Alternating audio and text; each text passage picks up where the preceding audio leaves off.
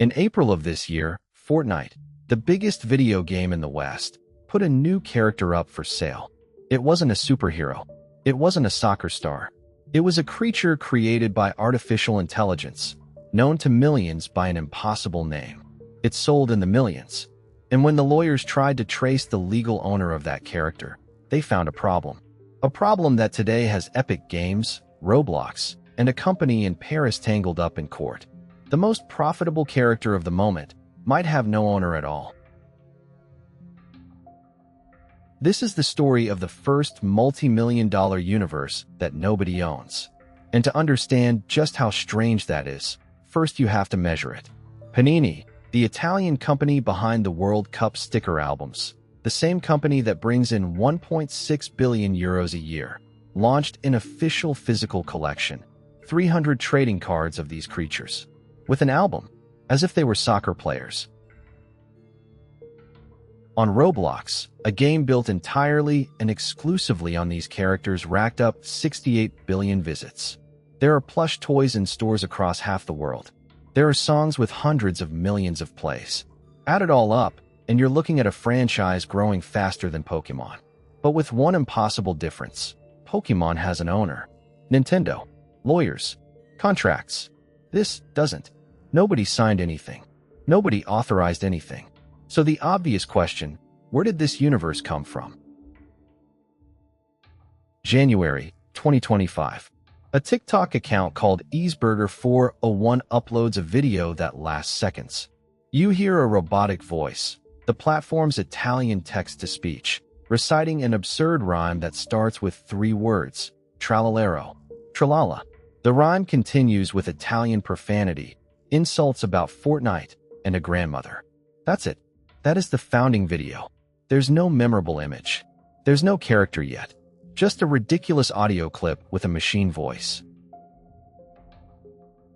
Nobody, absolutely nobody, would have bet that this was the birth of an industry. And for a few days, nothing happened. Until January 13th. That day, another account takes that audio and puts an AI-generated image on it. A blue shark with 3 legs, wearing sneakers. 7 million views. The formula was sealed in that instant. Robotic Italian voice, plus impossible animal, plus a name that sounds like a nursery rhyme.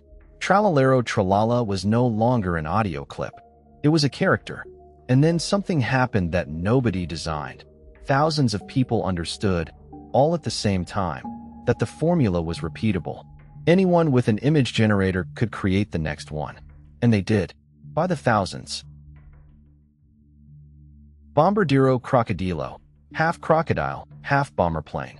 Ballerina Cappuccina. A ballerina with a coffee cup for a head. Liralai Lirila. A cactus shaped like an elephant, walking in sandals. Chimpanzini Bananini. A chimpanzee trapped inside a banana. Dozens were born every week. None of them had an owner. None of them had a studio. And here is the truly strange part. The public didn't just consume these characters. They organized them. They wrote biographies.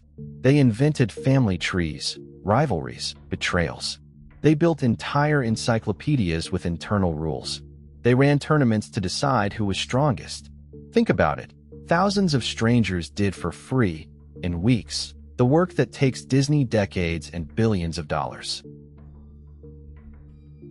The characters jumped from screens into school notebooks, on playgrounds, into songs that kids sing without knowing what they mean. By March of 2025, Italian Brainrot was no longer an internet meme. It was the language of an entire generation. But while the universe was exploding, its founder had a problem, a very serious one. Remember the original rhyme? It had profanity. In Italian, the strong kind. And TikTok has rules. The platform banned the Easeburger401 account, and the founding video was deleted. Think about what that means. The zero document of this entire industry no longer exists. It's as if the first film in the history of cinema had burned the week of its premiere. The Big Bang of a multi-million-dollar universe, erased by content moderation. And with the video, something else disappeared. The only solid proof of who started it all. To this day, nobody knows who Easeburger 401 is. No name, no face, not a single interview. No outlet in the world has been able to confirm it. Think of any other internet phenomenon. The creator of Flappy Bird gave interviews. The creator of Minecraft is a famous billionaire. The creator of the Brainrot universe? Absolute silence.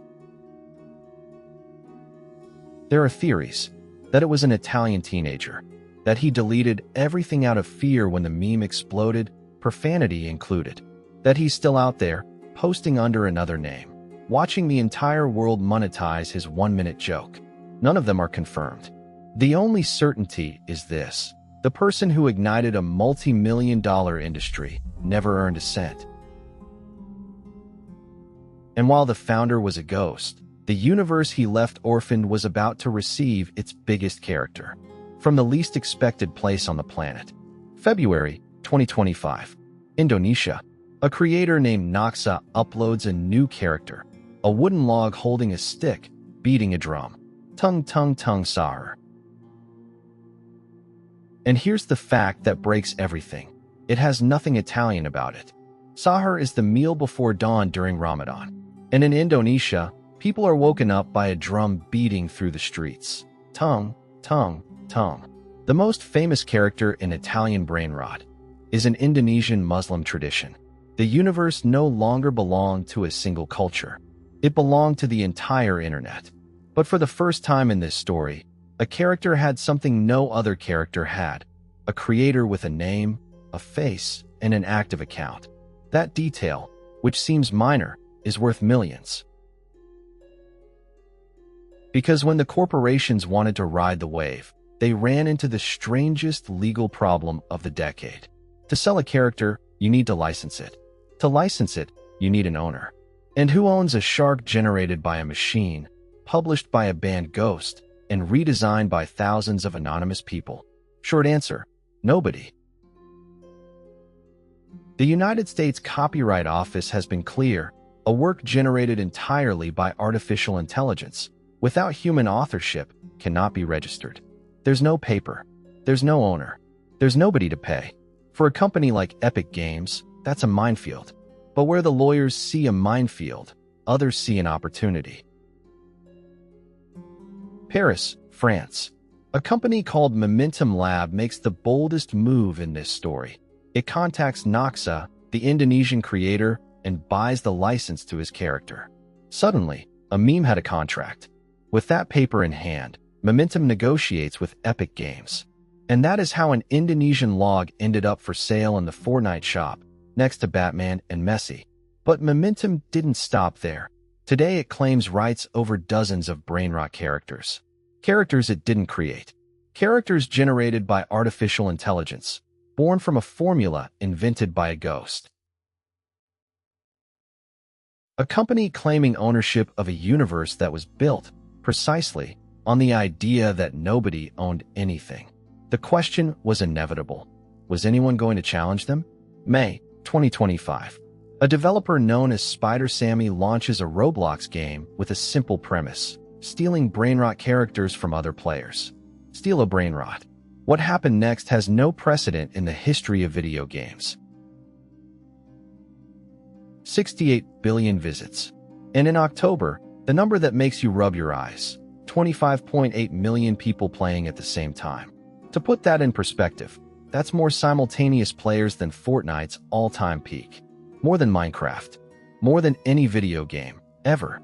The absolute record in gaming history doesn't belong to a billion-dollar franchise. It belongs to a game about memes that nobody owns. And then, with that mountain of money on the table, came the letter that set everything on fire. Momentum Lab claimed the game had to pay royalties for using its characters. The answer was a lawsuit. The case has a jury trial scheduled for November 2027. Think about that. 12 ordinary citizens will have to decide, under oath, who owns a bomber crocodile generated by a machine. And that decision will set the precedent for everything else. For Fortnite, for Roblox, for Panini, for the next universe the internet invents. Meanwhile, the money keeps growing every single day, in bank accounts in Paris, in California, in Indonesia, everywhere. Except one place, the place where it all began. Because in this entire war, there is one empty chair. Somewhere in the world there is a person who, one day in January, recorded an absurd rhyme with a robotic voice. That person watched the birth of a new language, a new industry, a world record, million-dollar lawsuits, plush toys, trading cards, contracts, all of it from the outside, unable to raise their hand. Because, how do you prove that a deleted video was yours? How do you claim authorship of something you signed with a username that no longer exists?